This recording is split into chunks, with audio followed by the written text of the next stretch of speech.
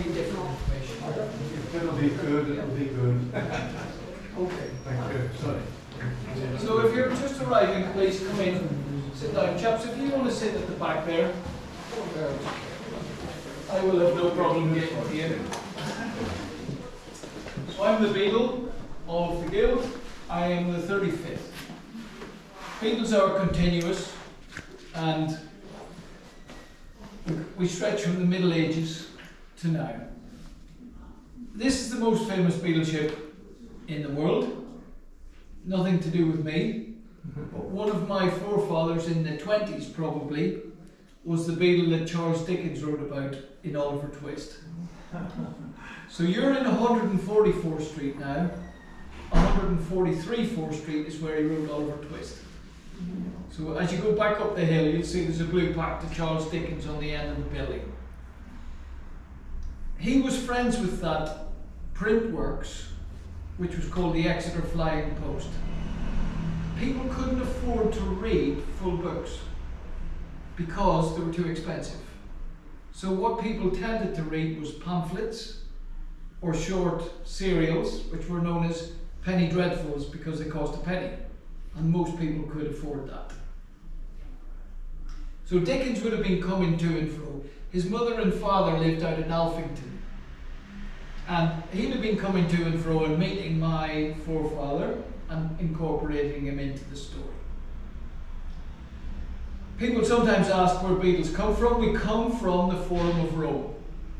We were the man who made sure the forum was ready for the emperor to speak. We needed two things. We needed a commanding presence and a loud voice. Also, because when law had been enacted in the forum, literacy was almost zero. So when we went outside, we had to explain to the citizens of Rome what laws had changed, what the taxation was, when the bread was coming, things of that nature. So that's what the role was. As the Roman Empire fell, the Roman Catholic Empire took its place, and beadles were retained in cathedrals. I think I'm now the only one in the city. We were a very important Roman city here. We were making wool then. I'm going to tell you something about weaving in a minute. But our city wall was built by the 2nd Augustan Legion, and the commander of the 2nd Augustan was a man called Vespasian. So the wall of Exeter was built by the same man who built the Colosseum. And his sons Titus and Domitian were also emperors, so he created a dynasty.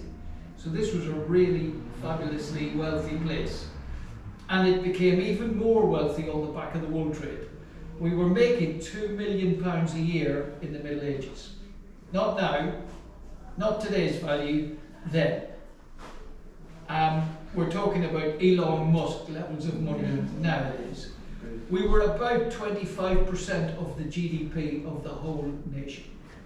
At that stage of our history, Exeter was London, Bristol, Exeter or Norwich. Norwich was also a wool city, and depending on which one of us was doing better was 3 or 4. How did we get this money? Well, the incorporation of 3 guilds that you're in today are the weavers, the fullers and the shearmen. English was not tolerated by the people who were in charge. They were mostly French speakers, so English was done away with. And that's why we've got the change in language. You will know it because of your food habits.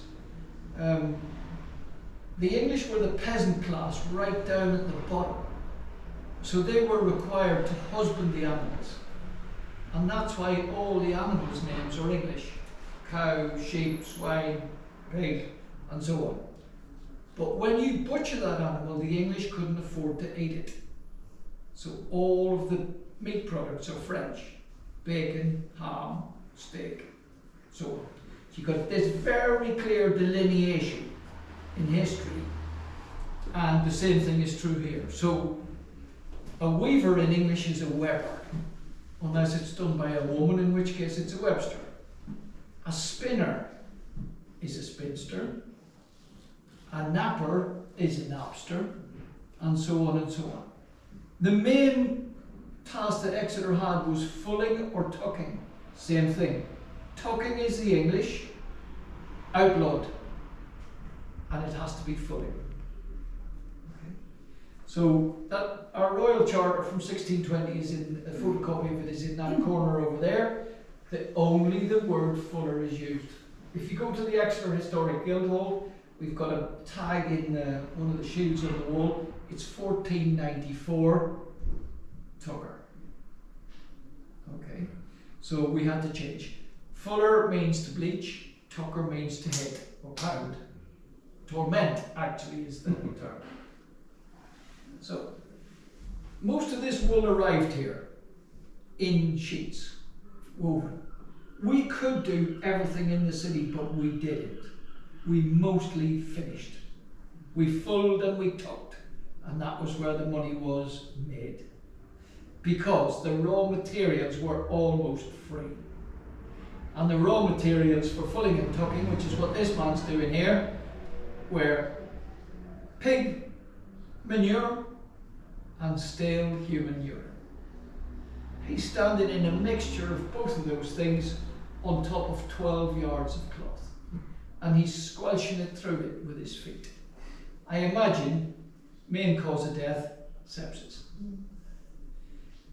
He's replaced by a mill. There's one out there. It's a half scale. It's got 40 kilogram hammers which will be continuously hitting the wool. And that also made it soft and a bit felty. But it was mainly driving this same mixture, tucker's liquor, into the wool to clean it. This machine, you started working when you were 11. By the time you were 12, you were deaf, stone deaf. On the back wall, there's a timeline. 1676, 80% of this city worked on those machines. So all of the men were deaf, except if they were 10 years old or below. Okay, an entire city. Because they were making cloth, they were said to have cloth ears, yeah. Okay, so it wasn't much of a choice, death by sepsis or deafness. Anyway, lots of people did it, and that was that. About 29 processes were involved in this. That's why it had to be done on a river, because you had to wash this mixture out between events. And then it went in again, out, in again, out, in again. Lastly, it was washed in hot soapy water for the first time, and then it was considered to be finished cloth. Between each of those activities, it shrank. So in order that it was put back to its normal size, it had to be stretched. And it was stretched on devices called tenters. And on those tenters, it was hung on tenter hooks. And the wool was put under significant stress and strain on the tenter hooks. And I took a screenshot off the BBC 3 weeks ago where Elise Doucette used the word tenter hooks about a population in Gaza waiting for something. And so isn't it interesting that a medieval term from the wool trade is being used then? The big decision he had to make, though, was whether he took it down a peg or two. So you're going to hear lots of English and you're going to read lots of English in the building today. When it came off on the final occasion, it was napped by a napper or a napster. These are teasels. They're in like a tennis racket shape. And that was swept across the cloth and it lifted a nap of, I don't know, 5 mil, something like that. And that then had to be mowed flat by a shearman. So here he is. He was the strongest man in Exeter. These scissors are 13 kilograms or 28 pounds weight. Operated at waist height. It took him 2 days to mow cloth. We were producing 1,000 cloths every day.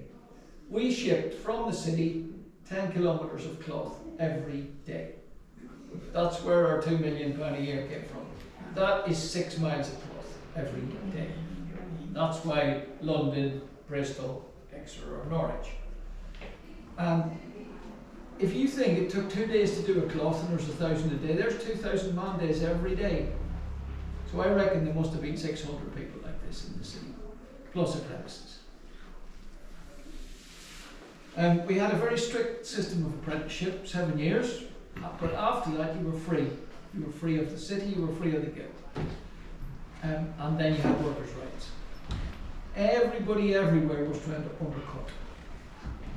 But because we were 25% of the GDP of the nation, we had enough clout in London to change law. So we could protect people. But the Exeter people had security of tenure 300 years before they did in London. You know, right up until the 1880s, Londoners were going out every day and coppering up to find somewhere to sleep that night. They had no idea one day to the other where they were sleeping, a lot of them. I'm talking about the highborn, I'm talking about the ordinary. Out summertime, they wouldn't have slept inside it at all. They'd have been in the parks or somewhere. So Exeter people were very lucky. This is an unashamedly capitalist organisation, but it understood early on that if everybody wins, everybody wins.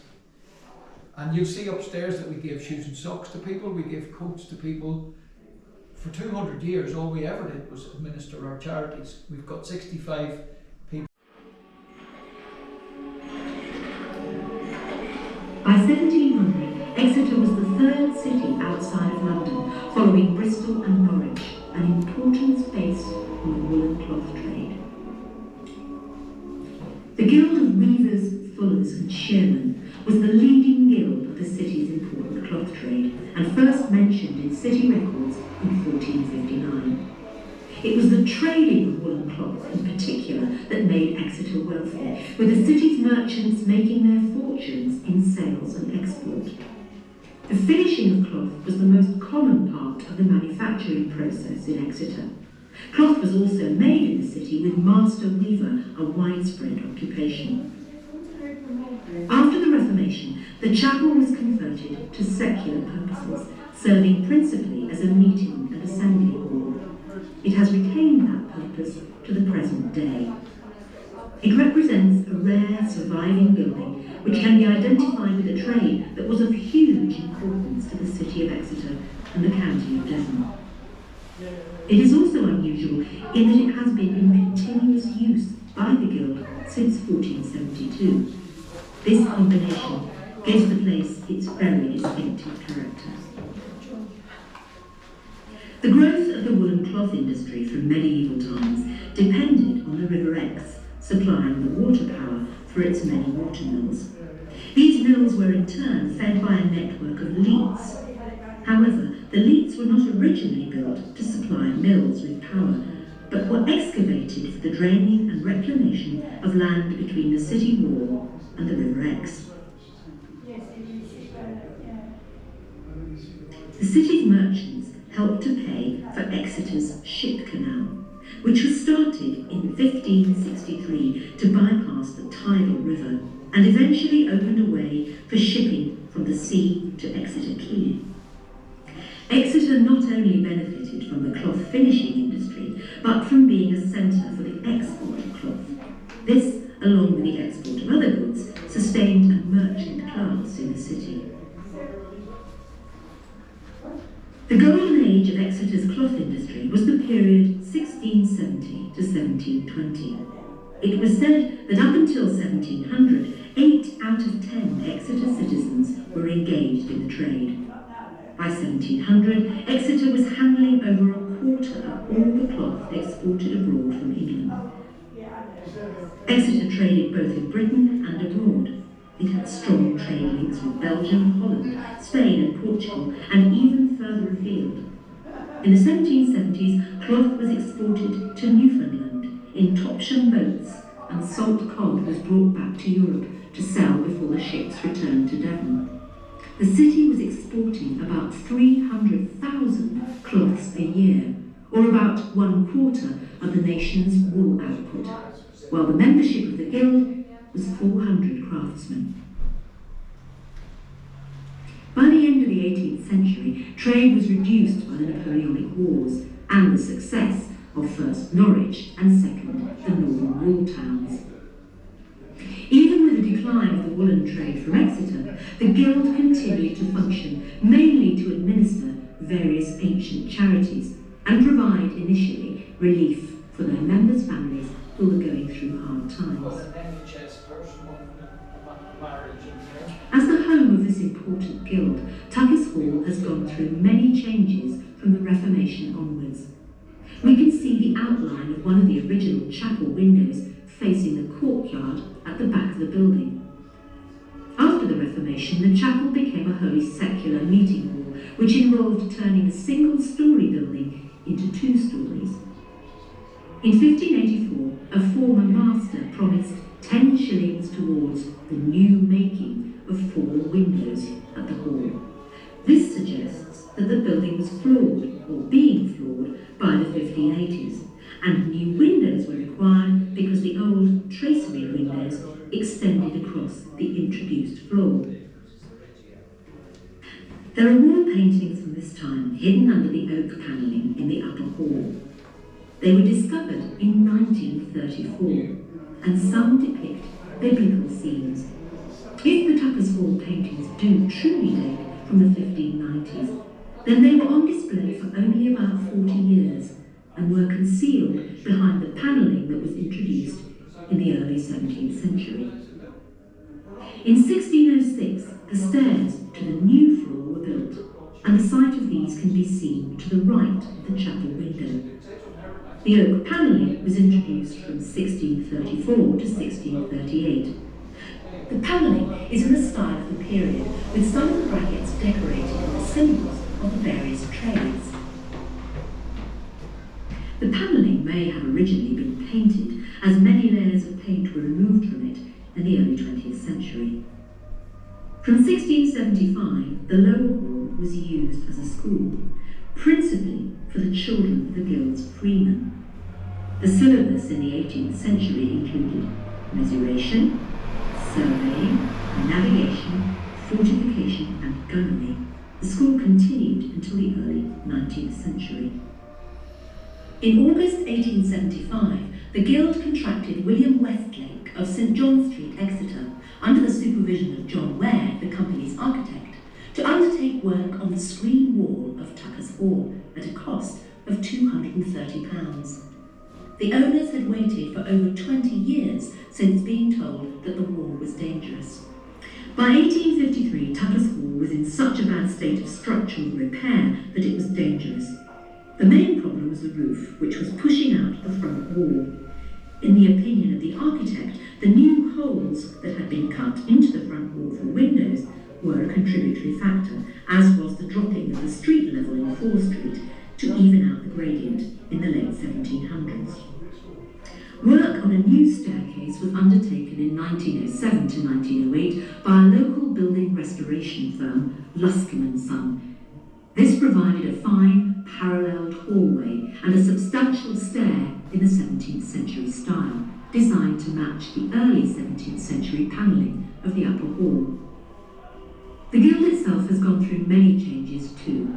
It had been originally created to control the standards of the crafts and, to some extent, the lives of its workers. In 1620, the Guild applied for and obtained a royal charter. This liberated the organisation from its dependence on the Exeter City Chamber and transformed it into the incorporation it is today. In 1985, Tuckers Hall Exeter Limited was established as a registered charity dedicated to the preservation of the fabric of the hall. The incorporation is represented in civic ceremonies, attending processions at which the Lord Mayor is present, walking immediately behind, in recognition of the importance of trade to the economy of the city.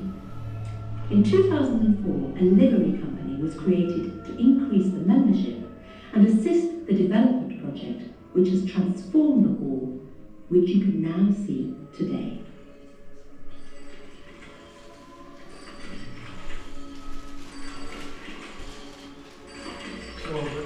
questions arising from that? No? I'm Steve, I'm the volunteer guide today. I'll be taking you upstairs.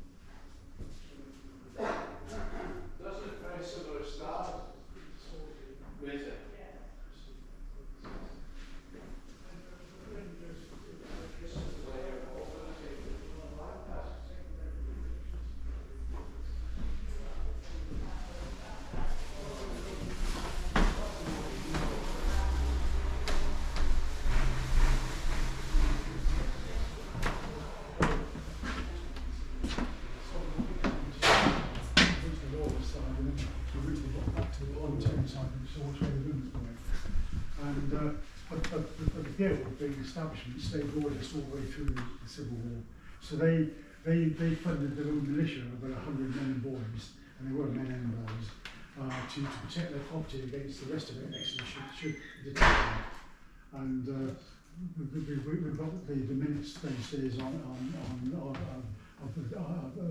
the accounts of the time, of the funding of the militia. So initially it was built as a chapel for the Guild. The east end, the chapel was the outer end, that's that end there. And so this floor wasn't here that we're standing on, although there was a balcony at this end, which we think was either for the choir or for the wives of the members of the Guild.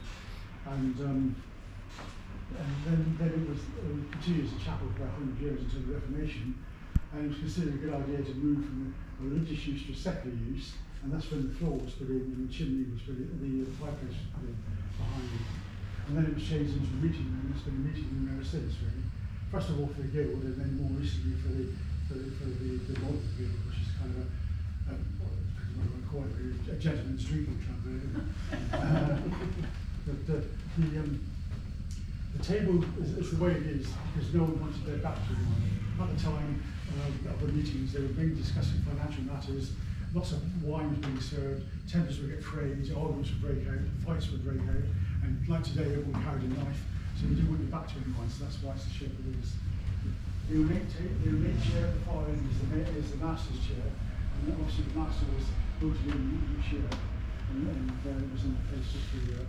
And just recently, for the first time in 500 years, we had a female master 2 years ago. There are no several female members of the Guild as it is now, and so we're sure there'll be female masters in the future. Either side of the master's chair are two assistant ordinary chairs. And this ornate chair here is the treasurer's chair or the clerk's chair.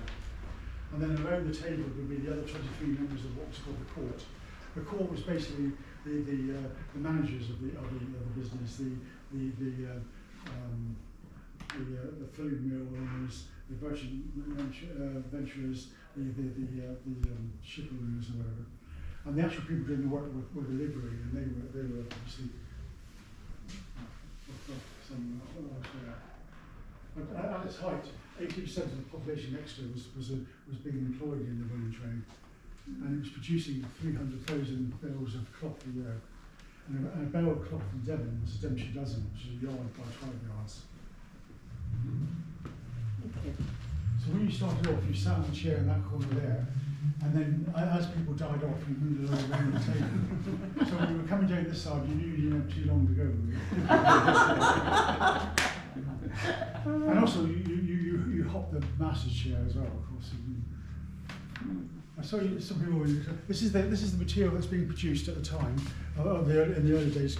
Something called kersey, like jersey but with a K. It's quite rough by today's standards, just want to pass it down. But and of course, when you also think that only rich people wore underwear in those days, this being worn right next to your skin. So with the climate we have, it would get very wet, very heavy, very quickly, and chafe quite a lot. It got a bit smoother in later years, but still quite rough by today's standards. And then the last years, Exeter was producing serge. Serge is kind of school uniforms, military uniforms. In fact, this is serge. If anyone's wearing denim, that denim's a kind of serge as well. So can I just ask a question? Yeah, sure. Those faces at the back, are they based on anyone, or they're like designed to ward off people's spits? No one really seems to know. I mean, my favourite theory is that they represent the getting older of people. Because if you look in this corner, the faces are young and happy and laughing, and you go in that corner, they're old and snarling and unhappy. And it's basically, I think it's mimicking the way you look at the table as you're sitting at a table, really. Although some of them do look like real men rather than gardeners. No, I was just wondering when you saying it was a chapel. It's like the the panelling was only put in the 1630s, so it was a chapel. Oh my. But behind the panelling at the far end are these murals, which have been pretty dilapidated over the years. But theoretically, we're told that they show scenes of the willing trade in the Bible. But I'm not too aware of too many scenes of the willing trade in the Bible. It's certainly not the ones that look like that. The other theory is that it could be Stations of the Cross, which seems to be much more likely. Now that one, someone came in and said, "Oh, that's Daniel and the Lions then." But they look more like baboons than lions. And where's the fire? There's no fire anymore. There's a circle of fire. But anyway, if you want to believe it, you can believe it. I'm a bit hard to believe. So they're still hidden. They're still hidden behind the big panel at the eastern end. Everyone likes a secret compartment, which is ours.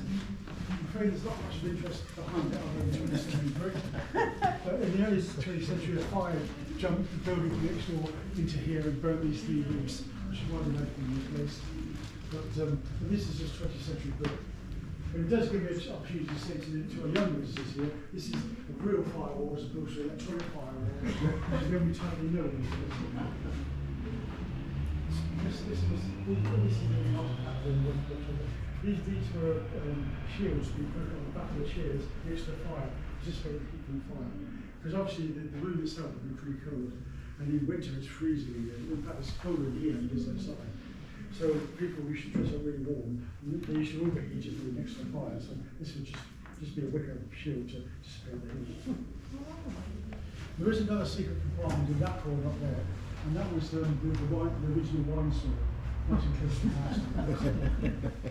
Now, unfortunately, it's locked, so we can't get into it. But well, the theory is there's still wine in there. But I think if there was, someone would generally have opened by now. Yes. And also, you wouldn't want to drink the wine in there because it'd be about 300 years old.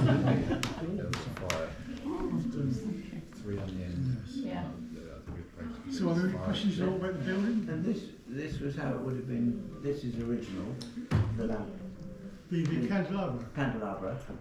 Well, it doesn't go back to 1471, but it's probably no more. I don't know how old it is. That's the part No, that's beyond the church. church. And of course, this is also electrified as well. We only put candles in today because it's Heritage Day, but because it is a fire hazard even today. Oh, well, I mentioned the Royal Crest. The Royal Crest is Charles I. Obviously, as I said on the film, the guild came under the protection of the City of Exeter Corporation, and in return for that, they demanded 50% of the turnover of the trust, of the guild. Not 50% of the profits, 50% of the turnover. So the guild thought that was very unfair and petitioned the king at the time, James I, James VI in Scotland, for a royal charter to become incorporated. Obviously, this was a legal procedure. Took years and years. Lots of money was involved, and eventually, by the time they did get agreement for a royal charter, Charles I was on the throne. So that's why it's the Royal Crest. That's why it's the Royal Crest of Charles I. And they got it across the line by bribing him with a cape on, a cake, and burning him.